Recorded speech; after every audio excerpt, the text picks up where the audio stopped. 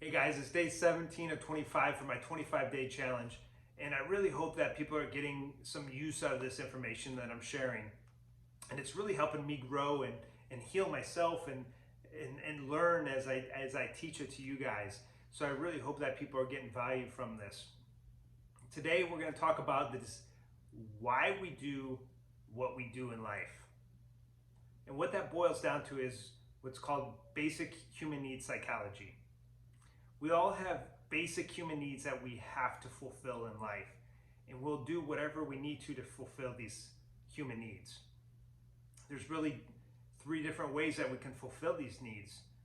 They're a positive way, a negative way, or a neutral way. So we're going to cover these 6 human needs over the next 2 days. So what I'm going to do today is talk about the first 4 human needs, which are the needs of the personality. And those needs are certainty, uncertainty or variety, significance, and loving connection. Certainty is that need to know that you have that safety and that security in your life. The second need of variety or uncertainty is that it's not going to be the same thing every single day. We need that change in life. We need that spice of life, which is variety. If everything was just the same across the board, life would be boring. And it was interesting because my 6-year-old, my oldest Aurelius, mentioned the other day, he's like, Dad, wouldn't it be cool if we all just have Lamborghinis? Everybody in the world. And I was like, well, that'd be kind of cool for a while, but then everybody has the same car and everybody has a Lamborghini, which is a special car. It wouldn't be so special anymore. So I don't know what we'd want then, a Prius? But variety is really what keeps us moving in life. It keeps us growing. It keeps that change. It keeps just growing as a person. And we have to have that in life. The third one is significance. Significance is about feeling important. It's about feeling needed or wanted in life. And the fourth one, which is love and connection, is really about being loved and belonging to something. So if we look at these 6 human needs in a military perspective, we have to realize that how we fulfill these needs in the military is completely different than how we fill them as veterans. And once we start to see this and understand this, I believe we can truly understand why we make the decisions we do. So if we look at our 6 human needs in the military, then the need for certainty. We got paid on the 1st and 15th every month, like clockwork. It did not matter, we got paid. We also had a roof over our head and food in our stomach. No matter where we went, no matter what base we went to, we had a place to lay our heads and rest. Then if we look at the second human need of variety, the variety to me in the military is everywhere, right? We go from base to base, mission to mission, job to job. Everything in the military is about excitement. The third human need is about significance. And what that is really, if we look at that in the military, it's really about the chevrons on our sleeve, the awards on our chest, the number of years on this part of our sleeve. Everything in the military is driven behind significance. We have a chain of command. We have subordinates, we have juniors, we have superiors, everything is about significance and where you rank in that significance. The fourth human need is love and connection. In the military, there's a brotherhood and sisterhood that's unlike any other. There's just something about going into the field, into the trenches, sweating and bleeding and just working right alongside of somebody that you don't even know. But you're willing to fight for them. You're willing to back them up. You're willing to take a bullet for them.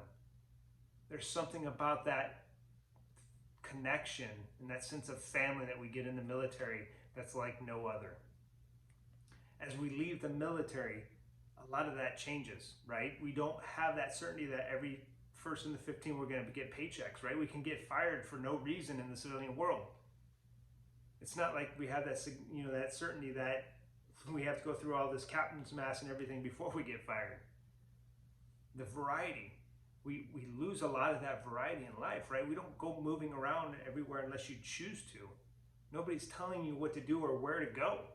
You're stuck at your home of record with no end date on orders, which can be very boring after a while. So you have to figure out how to meet that need of variety. And a lot of veterans quit jobs and move to new jobs, and that's their sense of variety change.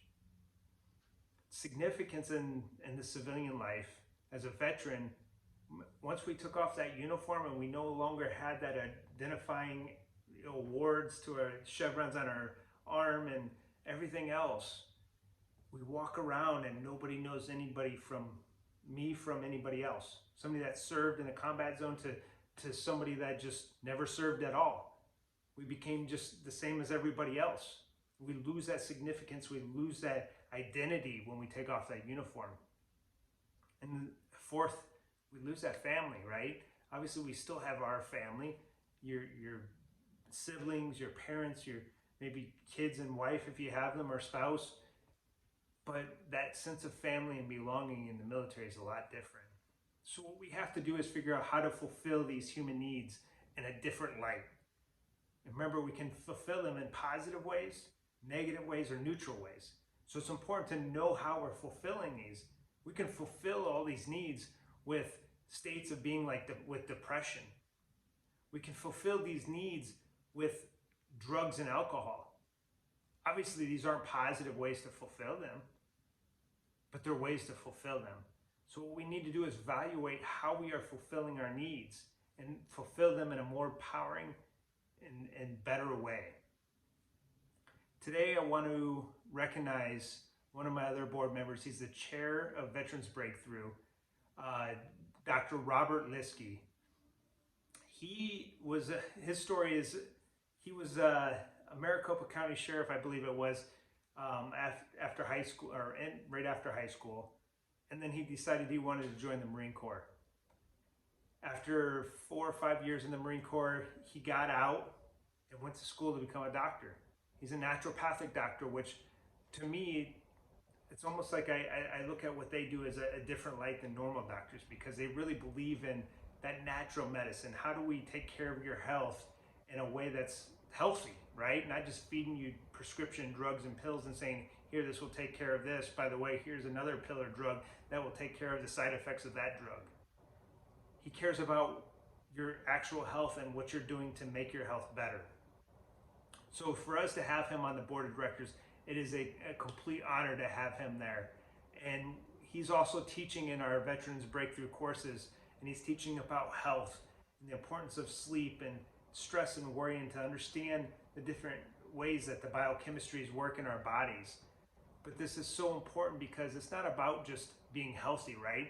It's about living a full life and being able to give the most we can.